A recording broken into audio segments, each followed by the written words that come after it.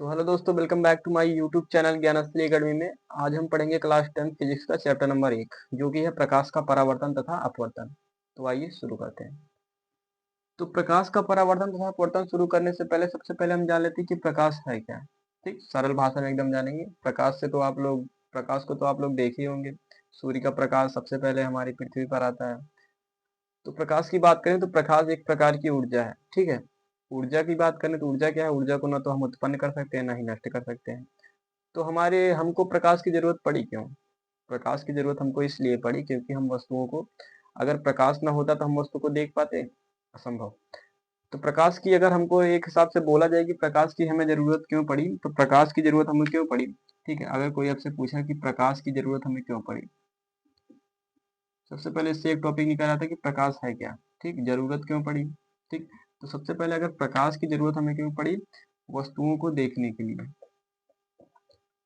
वस्तुओं को देखने के लिए हमें प्रकाश की जरूरत पड़ी। वस्तुओं को देखने के, ठीक। दूसरी बात क्या है कि प्रकाश है क्या? प्रकाश एक प्रकार की ऊर्जा है। प्रकाश एक प्रकार की ऊर्जा है। तो ये तो बात ठीक है कि प्रकाश एक प्रकार की ऊर्जा, वस्तुओं को देखने के लिए हमें प्रकाश की जरूरत पड़ी। लेकिन कैसे वस्तु को देख लेते हैं?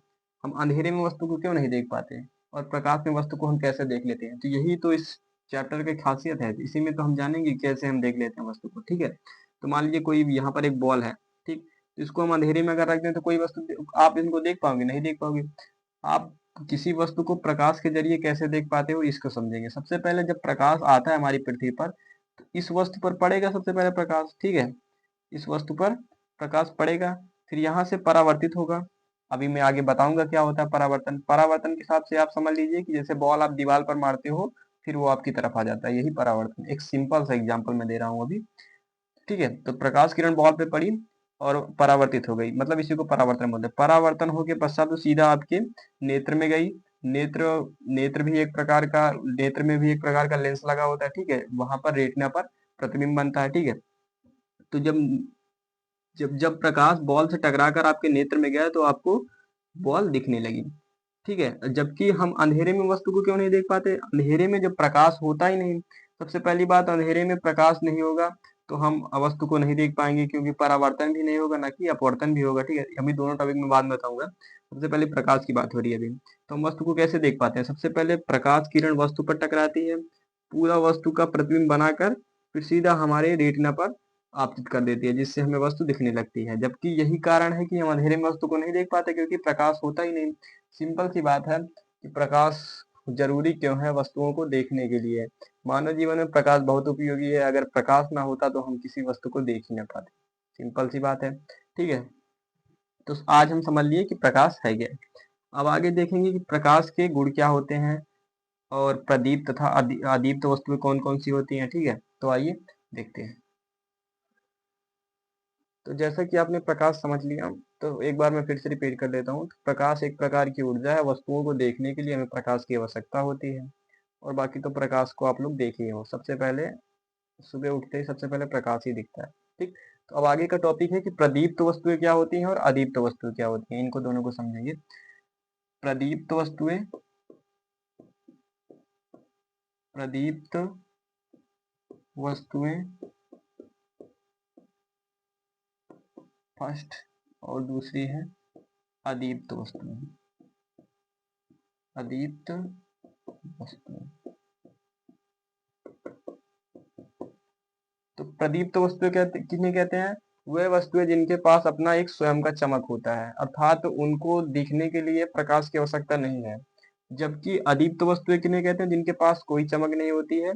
उनको अगर हमको देखना है तो उनके लिए हमको प्रकाश की आवश्यकता पड़नी है।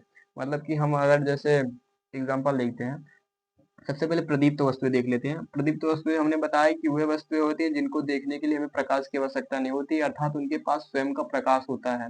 वह अपने ही प्रकाश से चमकती रहती हैं और हमें दिखती रहती हैं। तो प्रदीप्त वस्तु की ये परिभाषा हो गया। एग्जाम्पल हम देख लेते हैं। एग्जाम्पल में हो जाएगा जैसा कि हमारा सूर्य। सूर्य के देखने के लिए आपके प्रकाश की आवश्यकता पड़ेगी नहीं, उसके पास स्वयं का प्रकाश है। दूसरी बात तो वो टॉर्च हो गया, जलती हुई लाइट, ठीक है, लाइट बोल सकते हैं। लाइट को देखने के लिए हमको प्रकाश की आवश्यकता पड़ेगी, वो स्वयं ही प्रकाश देता है। और थर्ड हम ले सकते हैं मोमबत्ती, ठीक, थर्ड मोमबत्ती। तो ये सब क्या है, प्रदीप्त वस्तुएं हैं। सिंपल सी बात है कि जो वस्तुएं जिन वस्तुओं को देखने के लिए हमें प्रकाश की आवश्यकता नहीं होती है उन्हें हम प्रदीप्त वस्तुएं कहते हैं, जैसे कि सूर्य, टॉर्च, मोमबत्ती। अब अदीप्त वस्तुओं की बात करते हैं। वे वस्तुएं जिनको देखने के लिए हमें प्रकाश की आवश्यकता पड़ती है, अर्थात उनके पास स्वयं का कोई चमक नहीं होता है, उन्हें हम अदीप्त वस्तुएं कहते हैं। सिंपल सी परिभाषा, इसको आप अपने मन से बना के बोल सकते हैं कि वे वस्तुएं जो हमें नहीं दिखाई देती, अर्थात उनके पास स्वयं का चमक नहीं होता, उन्हें प्रदीप्त वस्तुएं कहते हैं। जरूरी नहीं कि जो लिखा है बुक में वही परिभाषा दे, ठीक है, बस उसमें कॉन्सेप्ट क्लियर होना चाहिए कि होती क्या है और आपने लिखा क्या है, बात इस पे डिपेंड करती है। तो अदीप्त वस्तु क्या बोलेंगे, जिनके पास स्वयं की चमक नहीं होती, अर्थात उनको देखने के लिए हमें प्रकाश की आवश्यकता पड़ती है। तो अदीप्त वस्तु में उदाहरण क्या हो जाएगा, कुर्सी, टेबल, बहुत से उदाहरण है, कुर्सी, टेबल, ठीक। और सबसे बड़ा एग्जाम्पल है हमारा वो चंद्रमा।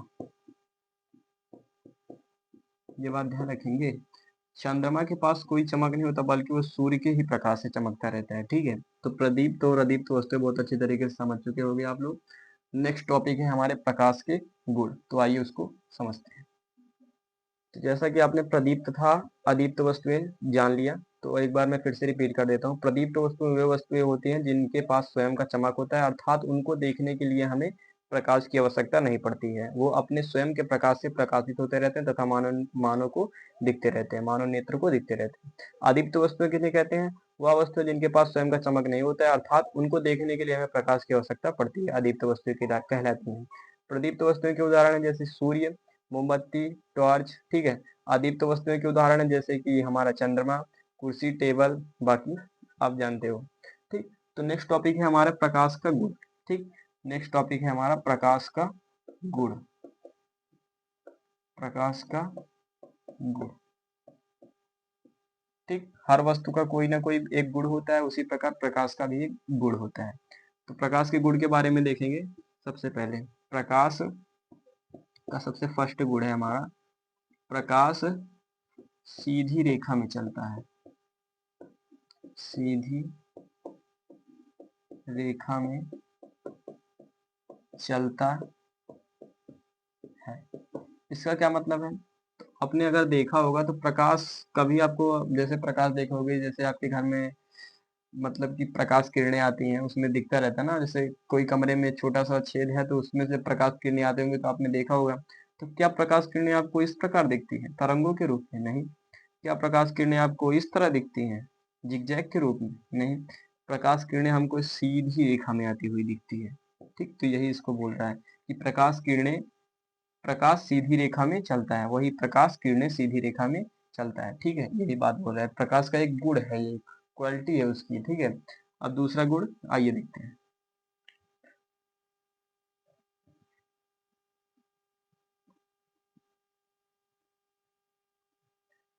तो दूसरा गुण क्या देखेंगे, दूसरा गुण हमारा होता है कि प्रकाश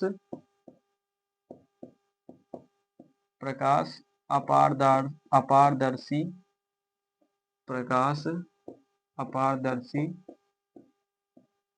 माध्यम से, अपारदर्शी माध्यम से नहीं गुजर पाता, नहीं गुजर पाता, ठीक। इसका क्या मतलब है, अपारदर्शी माध्यम मतलब कि कोई ऐसी, मान लीजिए कोई वस्तु है, ठीक। अगर हम, कोई व्यक्ति इस तरफ खड़ा हुआ है, ठीक, मान लीजिए कोई व्यक्ति इस तरफ खड़ा हुआ है, तो अपारदर्शी माध्यम का क्या मतलब, सबसे पहले समझेंगे। कोई वस्तु इस तरफ खड़ा, मतलब कोई वस्तु है, कोई व्यक्ति इस तरफ खड़ा हुआ है, अगर वो देखेगा तो उसको इस पार का मतलब कुछ नहीं दिखेगा कि इस पार क्या है क्या है, मतलब कि उसको सिर्फ इसी तरफ का दिखेगा, इसी को हम बोलते हैं अपारदर्शी। जबकि पारदर्शी वस्तु के लिए बोलते हैं इस तरफ का भी दिखेगा पूरा और इस तरफ का दिखेगा, मतलब कि धुंधला दिखेगा बाकी दिखेगा। जबकि अपारदर्शी में क्या होता है कि इस तरफ का कुछ भी नहीं दिखेगा। तो वही बोल रहा है कि प्रकाश अपारदर्शी माध्यम से नहीं गुजर पाता, अर्थात जब प्रकाश इस वस्तु पर गिरेगा तो वह परावर्तित हो जाएगा, ना कि इस माध्यम में आगे बढ़ता चला जाएगा। यही यहाँ पर बोल रहा है कि प्रकाश जो है अपारदर्शी माध्यम से नहीं गुजर पाता, मतलब कि वह लौट जाएगा, यहीं पर रुक जाएगा, कुछ भी हो सकता है, बाकी वो पीछे की तरफ नहीं जाएगा, यही बोल रहा है, ठीक, तो नेक्स्ट नेक्स्ट क्वालिटी हमारी क्या होगी? तो नेक्स्ट क्वालिटी हमारी है प्रकाश पारदर्शी माध्यम से पारदर्शी पारदर्शी माध्यम से गुजर जाता है, पारदर्शी माध्यम से गुजर जाता है। ठीक, वही सिंपल सी बात है, अपारदर्शी माध्यम से नहीं गुजर पाता जबकि पारदर्शी माध्यम से गुजर जाता है। पारदर्शी माध्यम क्या होगा? मतलब कि उस तरफ का हमको दिख रहा होगा तो प्रकाश किरण आएगी, चली जाएगी सीधा। ठीक है, नेक्स्ट क्वालिटी हमारी क्या होगी? प्रकाश प्रकाश के लिए, हाँ, एक क्वालिटी ये भी हमारी, प्रकाश के लिए, प्रकाश को गति के लिए माध्यम की आवश्यकता नहीं होती। प्रकाश को गति के लिए माध्यम की आवश्यकता नहीं होती है, माध्यम की आवश्यकता, प्रकाश को गति के लिए माध्यम की आवश्यकता नहीं होती है। इसका क्या मतलब है?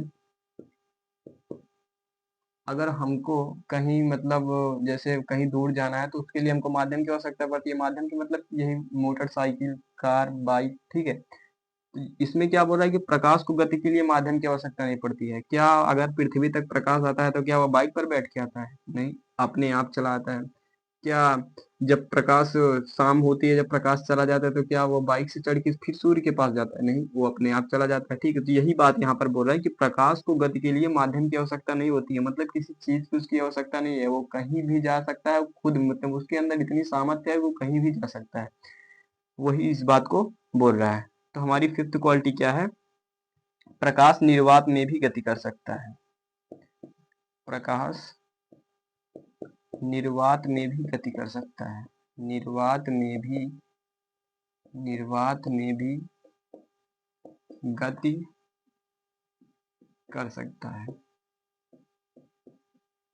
इसका क्या मतलब? निर्वात का मतलब जहां ना तो वायु हो ना ही मतलब वायु कुछ भी ना हो, निर्वात हो। अर्थात जैसे हमारे पृथ्वी पर लगभग कुछ ही दूर में वायुमंडल है, उसके ऊपर पूरा निर्वात है, ना वहां पर ऑक्सीजन मिलेगा, ना आपको नाइट्रोजन, ना तो फ्लोरीन, ना तो क्लोरीन, कुछ भी, कोई भी गैस नहीं मिलेगी। तो वही बोल रहा है कि प्रकाश निर्वात में भी गति कर सकता है। अगर सूर्य हमारी पृथ्वी से कितने करोड़ों मीटर दूर है, वहां से आता है, तो क्या हमारे हमारे कुछ ही सैकड़ों मीटर, मतलब कुछ ही 100 मीटर, 200 मीटर पे ही हमारा वायुमंडल है ना। जबकि पूरा सूर्य, हमारा सूर्य से प्रकाश किरणें आती हैं तो वहां पर मतलब कि आगे जब हमारी पृथ्वी तक पहुंचने लग जाता है तो लगभग 100-200 मीटर के अंदर में उसको वायुमंडल मिलता है। बाकी तो वो निर्वात से ही गति करके आता है ना। तो वही बोल रहा है कि प्रकाश निर्वात में भी गति कर सकता है, अर्थात उसको ना तो कोई अणु या परमाणु की आवश्यकता नहीं है। और हमारी सिक्स कंडीशन क्या होगी? प्रकाश की चाल, प्रकाश की चाल 3 × 10⁸ मीटर पर सेकंड होती है। इसका क्या मतलब? 10 का गुणा 8 बार करेंगे, फिर 8 का गुणा 3 बार करेंगे तो जितना निकल कर आएगा वही हमारी प्रकाश की चाल होगी। मतलब 1 सेकंड में इतने मीटर हमारी प्रकाश चलता है। तो देखो, 10 का गुणा अगर 8, मतलब 1 2 3 4 5 6 7 8, यहाँ पर 3 लिख देंगे। इकाई, दहाई, सैकड़ा, हजार, 10,000, लाख, 10 लाख, करोड़, 3 करोड़ पर सेकंड मीटर की दर से हमारा प्रकाश गति कर सकते हैं। ठीक, तो ये हो गए हमारे प्रकाश के गुण। अब देखते हैं नेक्स्ट टॉपिक। तो नेक्स्ट टॉपिक है हमारा प्रकाश किरण। ठीक है, तो प्रकाश किरण के बारे में समझते हैं। प्रकाश किरण, प्रकाश किरण। ठीक है, प्रकाश किरण के बारे में देखेंगे। तो प्रकाश किरण की परिभाषा हमारी होती है, प्रकाश किरण एक बिंदु से, देखो इसकी परिभाषा क्या होगी? प्रकाश किरण, नहीं किरण नहीं बोलेंगे, प्रकाश एक बिंदु से दूसरे बिंदु तक, क्योंकि प्रकाश किरण की परिभाषा ही तो देना हमको। प्रकाश एक बिंदु से, एक बिंदु से दूसरे बिंदु तक, दूसरे बिंदु तक जिस ऋजुरेखीय, जिस जिस रेखीय मार्ग से होकर जाता है, जिस रेखीय मार्ग से होकर जाता है उसे हम प्रकाश किरण कहते हैं। प्रकाश किरण कहते हैं, ठीक है। तो प्रकाश एक बिंदु से दूसरे बिंदु तक जिस रेखीय मार्ग से होकर जाता है उसे हम प्रकाश किरण कहते हैं। मान लीजिए हमारी कोई प्रकाश किरण है, ठीक, तो यही बोल रहा है कि जिस मार्ग एक बिंदु से दूसरे बिंदु तक जिस रेखीय मार्ग से होकर जाता है उसे हम प्रकाश किरण कहते हैं। तो प्रकाश किरण कोई सिंपल, एकदम सिंपल दीवार प्रकाश किरण आप देखे हो तो यही परिभाषा याद करनी है आपको कि प्रकाश एक बिंदु से दूसरे बिंदु तक जिस रेखीय मार्ग से होकर जाता है वही प्रकाश किरण कहते हैं। इसकी परिभाषा आप अपने मन से नहीं बना सकते, क्योंकि देखो इसमें सिंपल सी बात किया है कि प्रकाश किरण कैसे डिफाइन करोगे आप। तो एक परिभाषा छोटी सी उसको याद कर लीजिए, क्योंकि अपने मन से बनाकर बोलना तो इसमें मुझे नहीं लग रहा है कि कोई परिभाषा बन सकती है। इसलिए यही बोला है कि प्रकाश एक बिंदु से दूसरे बिंदु तक जिस रेखीय मार्ग से होकर जाता है उसे हम प्रकाश किरण कहते हैं, ठीक। तो बस 2 लाइन है, याद कर लीजिएगा। नेक्स्ट टॉपिक है हमारा कि प्रकाश किरणों के प्रकार, ठीक है। प्रकाश किरणों के प्रकार, इसको बहुत ही अच्छे से समझेंगे डीप में। प्रकाश किरणों के प्रकार, ठीक। तो प्रकाश किरण हमारी 3 प्रकार की होती है। सबसे फर्स्ट वाली है अपसारी, सेकंड है अभिसारी, प्रकाश किरण पुंज, ठीक है, यहाँ पर लिख लेंगे अभिसारी प्रकाश किरण पुंज। तीसरी है हमारी समांतर। देखो अपसारी क्या होता है, अभिसारी क्या होता है और समांतर क्या होता है। अपसारी का मतलब जैसे कोई एक बिंदु है, बहुत अच्छे समझेंगे, कोई एक बिंदु है, यहाँ से केवल इस बिंदु से प्रकाश किरण ऐसे निकल रही हो, ऐसे, मतलब कि एक बिंदु से प्रकाश किरण ऐसे निकल रही हो, इसी को हम बोलते हैं अपसारी प्रकाश किरण पुंज। मतलब इस प्रकार की कंडीशन को हम बोलते हैं अपसारी प्रकाश किरण पुंज। अभिसारी प्रकाश किरण पुंज कैसे बोलेंगे, किसको कहते हैं, यहाँ पर कोई बिंदु हो और सारी रेखाएं, सारी किरणें केवल एक बिंदु पर मिल रही हो, इसी को हम बोलते हैं अभिसारी प्रकाश किरण पुंज, ठीक है। तो सिंपल सी बात है, अपसारी मतलब अप का मतलब ऊपर, तो किसी एक बिंदु से किरण निकल रही हो, याद करने का तरीका। अभिसारी, जब अपसारी इसको याद कर लिया तो अभिसारी हम इसको बनाकर लिख सकते हैं, एक बिंदु पर किरण सभी अभी होगी, मतलब एक बिंदु पर मिलेंगी। समांतर क्या होती है, समांतर रेखाएं आपने पढ़ चुका होगा। तो जब प्रकाश किरणें एक दूसरे के समांतर होती हैं तो उन्हें हम समांतर प्रकाश किरण पुंज कहते हैं। इनकी परिभाषा क्या देंगे, जब आपतित प्रकाश, देखो अब अपसारी प्रकाश किरण पुंज की परिभाषा आप क्या लिखोगे, एकदम रटना नहीं है, एकदम समझ के। जब आपतित, आपतित का मतलब गिरने वाली, मतलब उस पे आ रही हो, जब आपतित प्रकाश की किरण एक बिंदु से निकलती हुई प्रतीत होती है, ठीक है, प्रतीत ही होंगी। जब आपतित प्रकाश की किरण एक बिंदु से निकलती हुई प्रतीत होती है तो उसे हम अपसारी प्रकाश किरण पुंज कहते हैं। देखो एक बिंदु से निकल रही है ना सभी किरणें, तो जब लिखेंगे जब आपतित प्रकाश किरण एक बिंदु से निकलती हुई प्रतीत होती है तो उसे हम अपसारी प्रकाश किरण पुंज कहते हैं। दूसरी क्या है, अभिसारी, जब आपतित प्रकाश किरण पुंज एक बिंदु पर मिलती हुई प्रतीत होती हैं तो उन्हें हम अभिसारी प्रकाश किरण पुंज कहते हैं। सिंपल सी बात है। समांतर में क्या कहेंगे, जब प्रकाश किरणें एक दूसरे के समांतर होती हैं तो उन्हें हम समांतर प्रकाश किरण पुंज कहते हैं। बस सिंपल सी बात है, अब समझ गए होगे। फिर से दोहरा देता हूँ कि जब आपतित प्रकाश किरण पुंज एक बिंदु पर मिलती हुई, मतलब सॉरी, एक बिंदु से निकलती हुई प्रतीत होती है तो उसे अपसारी प्रकाश किरण पुंज कहते हैं। अभिसारी प्रकाश किरण पुंज कहते हैं जब आपतित प्रकाश की किरणें एक बिंदु पर मिलती हुई प्रतीत होती है तो उसे हम अभिसारी प्रकाश किरण पुंज कहते हैं। समांतर में जानते हो जब प्रकाश किरणें एक दूसरे के समांतर होती हैं तो उन्हें हम समांतर प्रकाश किरण पुंज कहते हैं। बस इतनी बात आपको ध्यान रखना। अब देखते हैं नेक्स्ट टॉपिक क्या है। तो नेक्स्ट टॉपिक है हमारा प्रकाश परावर्तन के नियम। तो मैंने परावर्तन बता दिया पहले ही कि जैसे बॉल है, आप उसको दीवार पर फेंकते हैं तो पुनः आपकी तरफ लौट आती है। यही वाली बात हमको किरण को लेकर बोलना है कि जब प्रकाश किरण किसी सतह से टकराती है तो वह उसी दिशा में लौट जाती है, इसी को हम प्रकाश का परावर्तन कहते हैं। तो इसके 2 नियम हैं। सबसे पहले प्रकाश परावर्तन है, समझ सकते हैं, समझ लेते हैं, ठीक है। तो प्रकाश परावर्तन की परिभाषा क्या बोलोगे, प्रकाश परावर्तन, ठीक है, प्रकाश परावर्तन, ठीक। तो प्रकाश परावर्तन की परिभाषा वही बॉल वाली उदाहरण याद रखेंगे और उसको अपनी भाषा में आप बना के लिखेंगे किरण के लिए। तो प्रकाश किरण का, देखो, प्रकाश किरण का चमकदार सतह से,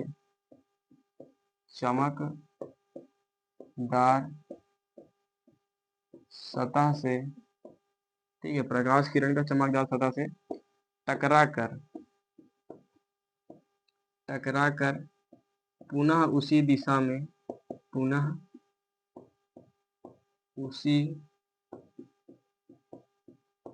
में, ठीक, पुनः उसी दिशा में लौटने की परिघटना को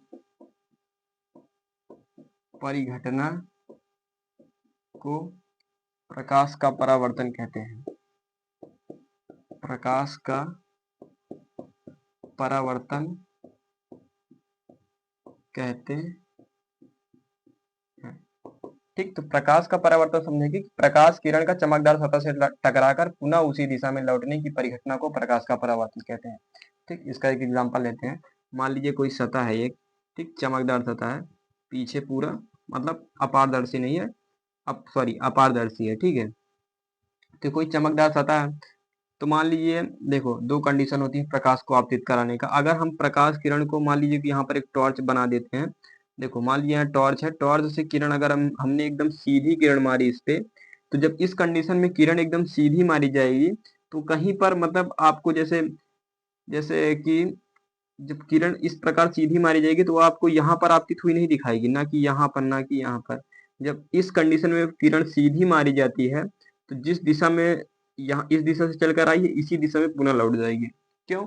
अगर आप स्ट्रेट एकदम लाइन खींचे, मतलब एकदम सीधी टॉर्च अगर मारेंगे तो यही वाली कंडीशन आपको दिखेगी, ठीक है। जब अगर अगर आपको प्रकाश परावर्तन समझना है तो किरण को थोड़ा झुकाना पड़ेगा, क्योंकि परिभाषा हमारी क्या बोल रही है कि प्रकाश जरूरी नहीं है कि हम, देखो ये बात तो अलग की है कि प्रकाश सीधी रेखा में चलता है, लेकिन ये जरूरी थोड़ी है कि जब किसी वस्तु पर आपतित हो वह सीधा ही आपतित हो।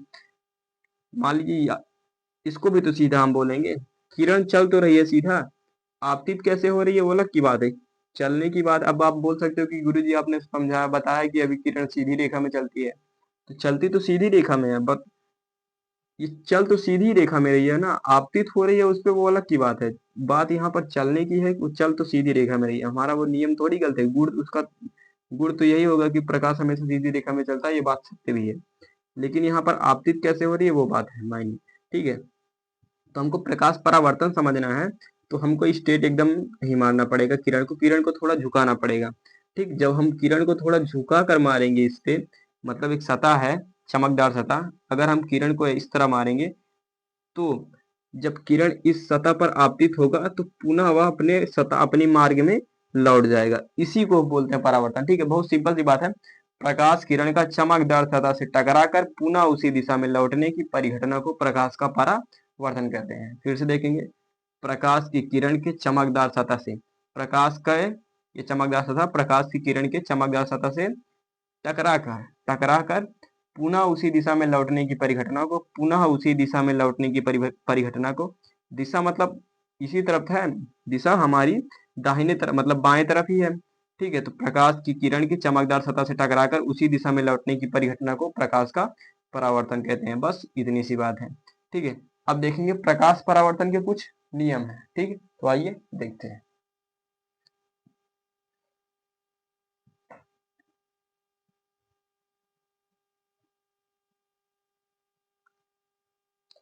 तो जैसा कि आपने प्रकाश का परावर्तन समझ लिया, तो प्रकाश परावर्तन के दो नियम हैं, ठीक है। दोनों नियम को समझते हैं।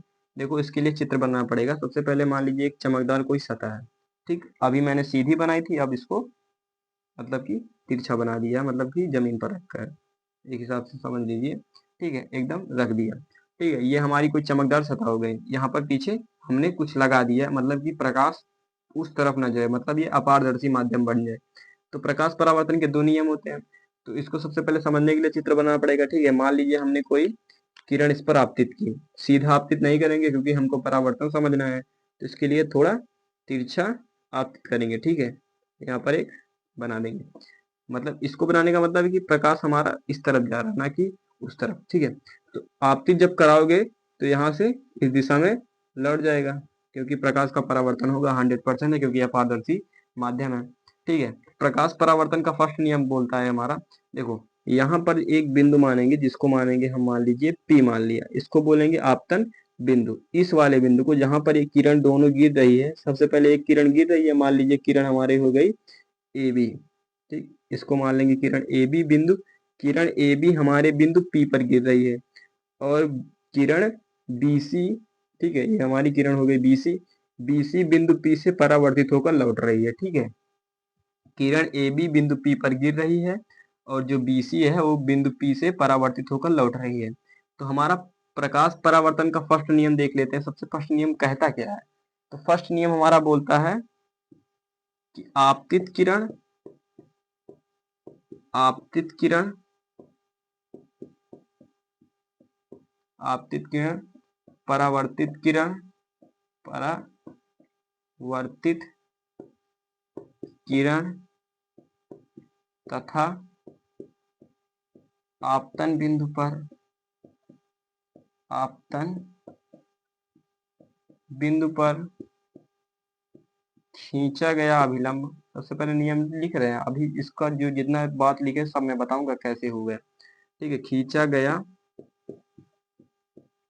अभिलंब तीनों एक ही तल पर होते हैं, तीनों एक ही तल पर होते हैं। ठीक, ये हमारा फर्स्ट लॉ है, फर्स्ट नियम इसने दिया। ठीक है, इसमें क्या बोला है कि आपतित किरण, देखो आपतित किरण हम किसको कहेंगे? जो इस पे आपतित हो रही है। तो ये AB जो है हमारी आपतित किरण होगी, इसको हम एक नाम दे देते हैं। नाम देने में कोई बड़ी बात थोड़ी है, हम कुछ भी नाम दे सकते हैं, लेकिन यहाँ पर इसका नाम दिया जाएगा आपतित किरण। यहाँ पर क्या हो रहा है? परावर्तन पड़ रहे हैं, तो इस BC रेखा को हम क्या बोल सकते हैं? परावर्तित किरण बोल सकते हैं, क्योंकि परावर्तन हो रहा है। परावर्तन का नियम ही कहता है कि किसी वस्तु से टकराकर पुनः उसी दिशा में लौट जाना। ठीक है, ये आप किरण हो गया या परावर्तित किरण हो गया। ये जो बिंदु P माना है, इसका नाम हम दे देंगे आपतन बिंदु, आपतन बिंदु। बिंदु P हमारा हो गया आपतन बिंदु। तो क्या बोला? आपतित किरण, परावर्तित किरण, आपतित किरण, परावर्तित किरण तथा आपतन बिंदु पर खींचा गया अभिलंब। देखो अब अभिलंब क्या होता है उसको समझेंगे। ठीक, इन दोनों रेखाओं के बीच कोण एक बन रहा है। ठीक, लेकिन अगर हमको बोल दिया जाए कि आपतित किरण कितने अंश के कोण पर आपतित हुई, आपतित किरण कितने अंश के कोण के साथ आपतित हुई, तो आप कैसे बताओगे? नहीं बता सकते, क्योंकि यहाँ पर जो कोण बन रहा है वो आपतित तथा परावर्तित के बीच बन रहा है। जबकि प्रश्न हमसे क्या पूछा जा रहा है कि आपतित किरण कितने अंश के कोण के साथ आपतित हुई। ठीक है, तो इसके लिए अगर हम कोई एक सीधी रेखा खींच दें इस पे बिंदु P पर ही, अब हम बता सकते हैं कि नहीं कि आपतित किरण हमारी कितने अंश के कोण के साथ आपतित हुई? तो हम बता सकते हैं नाप के। ठीक है, और परावर्तित किरण कितने अंश के साथ परावर्तित हुई ये भी बता सकते हैं। तो ये जो रेखा खींची गई इसी को हम बोलते हैं अभिलंब। क्या बोलते हैं? अभिलंब। ठीक, अभिलंब आने का कारण है, मैंने आपको बताया, अगर आपको से प्रश्न पूछ दिया जाए कि आपतित किरण कितने अंश के कोण के साथ आपतित हुई, तो नहीं बताया जा सकता, इसके लिए अभिलंब हमको खींचना ही पड़ेगा। तो वही इस नियम में बोल रहा है कि आपतित किरण, परावर्तित किरण तथा आपतन बिंदु पर खींचा गया अभिलंब। आपतन बिंदु हमारा P है, यही वाला बिंदु P, आपतन बिंदु पर खींचा गया अभिलंब तीनों एक ही तल पर होते हैं, तीनों एक ही तल पर हैं। बहुत आसानी से दिख रहा होगा आपको, तीनों एक ही तल पर हैं, यही हमारा फर्स्ट लॉ हो गया। ठीक है, अब यहाँ पर जो कोण बन रहा है, एक तो कोण बन रहा है कोण AB, इसको मान लेते हैं O। ठीक है, तो कोण ABO एक कोण बन रहा है, दूसरा कोण क्या बन रहा है? कोण CBO, मतलब ये वाला कोण मान लीजिए थीटा, ये वाला कोण थीटा। ठीक है, तो इस वाले थीटा कोण को हम बोलते हैं आपतित कोण। ठीक है, इस थीटा कोण को हम क्या बोल सकते हैं? आपतित कोण। और इस वाले कोण को परावर्तित कोण। तो आपतित कोण को लिखा जाता है कोण I से। ठीक, I से आपतित कोण को लिखते हैं, परावर्तित कोण को हम लिखते हैं R से। तो दूसरा नियम हमारा क्या? मतलब हम कुछ भी नाम दे सकते हैं, थीटा भी दे सकते हैं, साइन भी, साइन कुछ भी दे सकते हैं ना, थीटा बीटा कुछ भी। तो यहाँ पर हम कोण आई तथा कोण आर ले लिए। तो आई को हम बोलेंगे आपतित कोण, क्योंकि आपतित कोण ही है, सिंपल सी बात है, और आर को बोलेंगे परावर्तित कोण। तो सेकंड नियम हमारा यही कहता है कि आपतित कोण, आपतित कोण, आपतित कोण मतलब कोण आई बराबर परावर्तित कोण, परावर्तित कोण। आपतन कोण या परावर्तन कोण ये भी बोल सकते हैं, आपतित कोण या परावर्तित कोण या आपतन कोण परावर्तन कोण, ठीक है, दोनों भी बोल सकते हैं, कोई बात नहीं है। आपतन कोण परावर्तन कोण ही बोलेंगे, अच्छा लग रहा है ये भी, ठीक है। तो आपतन कोण परावर्तन कोण बराबर होते हैं। मैंने बराबर का चिन्ह पहले से लगा दिया, लेकिन फिर लिख देते हैं, बराबर होते हैं। अब कहोगे कैसे, कैसे बराबर होते हैं? तो जब अब बराबर होते हैं कैसे, अगर आपको प्रैक्टिकल करना है तो आप कर लीजिए, ठीक है, सिंपल सी बात है। अगर कोई रेखा है, कोई एक, मान लीजिए कोई एक माध्यम है, ठीक है, कोई एक सतह है, अगर इस पे किरण गिराई जाएगी तो जितने अंश के कोण के साथ आपतित होगी उतने अंश के कोण के साथ परावर्तित होगी। इसको जानने के लिए हम अभिलंब खींचेंगे, ठीक है, चांदा होगा आपके पास, आप लेजर लाइट का उपयोग कर सकते हो इस प्रैक्टिकल को करने के लिए। तो जब आप देखोगे तो ये वाला कोण मान लीजिए 30 डिग्री है, तो ये वाला कोण भी 30 डिग्री होगा। ये कैसे होगा? तो यही नियम है भाई, अगर आप किरण को किसी सतह पर गिराओगे तो जितने अंश के कोण के साथ आपतित होगा उतने अंश के कोण के साथ वो परावर्तित होगा, ठीक है, सिंपल सी बात है। तो इसे नियम को बोला है कि आपतित किरण तथा परावर्तित किरण आपस में बराबर होती है। एक बात और समझेंगे, मान लीजिए कोई सतह है, अगर किरण को इतने अंश के कोण के साथ गिराया गया तो यहाँ पर इतने अंश के कोण के साथ परावर्तित भी होगी, लेकिन अगर यही वाला मान ऐसे हो गया तो फिर परावर्तित भी ऐसे होगी। मतलब ये दोनों कोण, ये और ये हमेशा बराबर होगी, चाहे आप जो कर लीजिए। अगर पूरा यहाँ से किरण ऐसे गिराने लगे तो किरण ऐसे जाएगी, लेकिन कोण जो होंगे बराबर होंगे, क्योंकि हमारा यही नियम है। नोट कर लीजिए। बाकी अब देखते हैं अगला टॉपिक, का बनना, ठीक है। सबसे पहले समतल दर्पण क्या होता है, वही जो आप लोग घर में देखते हो वही है समतल दर्पण। दर्पण का मतलब शीशा भाई। तो समतल दर्पण से प्रतिबिंब का बनना, तो हम जान लेंगे कि प्रतिबिंब बनता कैसे समतल दर्पण में। सबसे पहले समतल दर्पण ऐसे ही होता है, एक सीधा सा, ठीक, इसके पीछे कलाई की होती है जिससे प्रकाश उस तरफ न जाए, ठीक। तो ये इसके यहाँ पर एक ध्रुव होता है जिसे बोलते हैं पी। अगर इस ध्रुव से कोई रेखा मतलब कोई किरण अगर गुजरती है तो वो सीधी निकल जाती है, बस यहीं से गुजरेगी तभी वो निकल जाएगी, और कहीं से गुजरेगी तो सीधा परावर्तित हो जाएगी, क्योंकि हमने परावर्तन का नियम पढ़ लिया है, ठीक। तो इस बिंदु पी को बोलते हैं ध्रुव। तो ध्रुव से अगर कोई रेखा जाती है तो वो सीधा उसी दिशा में, मतलब कि सीधी उसी दिशा में निकल जाती है, ठीक। तो ये जो रेखा खींची गई है इसको हम बोलते हैं मुख्य अक्ष, जो कि ध्रुव से होकर जाता है, क्या हो जाएगा, मुख्य अक्ष, ठीक है, मुख्य अक्ष, ठीक है। ये मुख्य अक्ष हो गया। इसको मान लेंगे दर्पण को M1 M2, ये हमारा समतल दर्पण है। ये बिंदु P है जिसे बोलते हैं ध्रुव। ध्रुव से कोई रेखा जाती है, मतलब कोई प्रकाश किरण जाती है तो सीधा उसी दिशा में चली जाती है, इसी रेखा को हम मुख्य अक्ष बोलते हैं, ठीक है। तो हमको पढ़ना क्या, समतल दर्पण से प्रतिबिंब का बनना, ठीक। तो मान लीजिए यहाँ पर कोई वस्तु रखी हुई है, मान लीजिए आप ही खड़े हो यहाँ पर, ठीक। तो जब प्रकाश, सबसे पहले यहाँ इस वस्तु से हम दो प्रकाश किरण लेकर चलेंगे, ठीक है, और उनको हमको कटवा देना है कहीं पर और प्रतिबिंब को बनवा देना है, ठीक। सबसे पहली बात तो मैं आपको बता दूं कि पहले से ही फिक्स होता है कि प्रतिबिंब कहाँ पर बनेगा। वो कैसे कैसे वो दर्पण से वस्तु की दूरी पर डिपेंड करती है कि वस्तु कहाँ से कहाँ पर बनेगा। तो सबसे पहले मान लीजिए हम कोई वस्तु रख लिए जिसका नाम है AB, ठीक। अब यहाँ इस AB वस्तु से हम दो रेखाएं ले चलेंगे जो कि दर्पण से प्रतिबिंब को हमको बनवाना है। तो मान लीजिए फर्स्ट रेखा हमने ऐसे ले गया, ठीक। जब हम ये अभी मैंने आपको बताया कि जब कोई रेखा सीधी जाएगी तो फिर उसी दिशा में लौट आएगी, क्योंकि एकदम स्ट्रेट रेखा है, यहाँ पर परावर्तन होगा ही नहीं। अभिलंब भी खींचेंगे तो इसी के ऊपर अभिलंब आएगा, आपतन परावर्तन कोण का मान 0 हो जाएगा, क्योंकि कोई कोण ही नहीं बन रहा है। तो हमको प्रतिबिंब तो बनाना है, मतलब इन दोनों दो रेखाएं यहाँ से ले चलेंगे और दोनों रेखाओं को कटवाना भी है, ठीक है। तो ऐसे नहीं होगा। तो सबसे पहले ये एक जो रेखा है सीधा ध्रुव पर जाएगी, ठीक। जब ध्रुव पर जाएगी तो जितने मान लीजिए थीटा अंश के कोण के साथ आपतित हुई तो थीटा अंश के कोण के साथ ये परावर्तित भी हो जाएगी, ठीक है। तो ये हमारा आपतन कोण परावर्तन कोण बराबर हो जाएगा, ठीक। दूसरा क्या करेंगे, हम ऐसी सीधी रेखा ले जाएंगे, जब सीधी रेखा जाएगी तो पुनः उसी दिशा में लौट आएगी। तो आप देख रहे हो क्या कोई किरण इसमें दो किरण हमने मतलब वस्तु से दो किरण को लेकर आए, दर्पण पे गिरा है। क्या दोनों किरण में से कोई एक किरण भी इसको काट रही है? नहीं काट रही है। तो जब नहीं काटती है किरण दर्पण से प्रतिबिंब को बनाने में, तो हम किरण को पीछे बढ़ाते हैं। कोई वस्तु काल्पनिक होती है तो उसको हम डाट डाट करके रेखा को पीछे बढ़ाते हैं। तो मान लीजिए हमारी ये बिंदु P है, मान लीजिए किरण हमारी PQ है, ठीक है। PQ किरण को जब हम पीछे बढ़ाएंगे इस प्रकार से, तो यहीं पर ये काटती हुई प्रतीत होगी और यहाँ पर हमारा प्रतिबिंब बन जाएगा, ठीक है। तो यहाँ पर हमारा प्रतिबिंब बन गया। सबसे पहले देख रहे हो प्रतिबिंब सीधा बना है, और ये जो प्रतिबिंब अभी बना है, मैंने जब रेखाएं हम नहीं काटी बल्कि उनको पीछे बढ़ाना पड़ा, इस प्रकार के प्रतिबिंब को कहते हैं आभासी प्रतिबिंब। मतलब इनका आभास किया जा सकता है। एक्चुअली में ये काटती नहीं है, इनको हमको पीछे बढ़ाना ही पड़ता है, क्योंकि हमको प्रतिबिंब क्रिएट करना है तो पीछे बढ़ाना ही पड़ेगा, ठीक है। इस प्रकार के प्रतिबिंब को हम बोलते हैं आभासी प्रतिबिंब।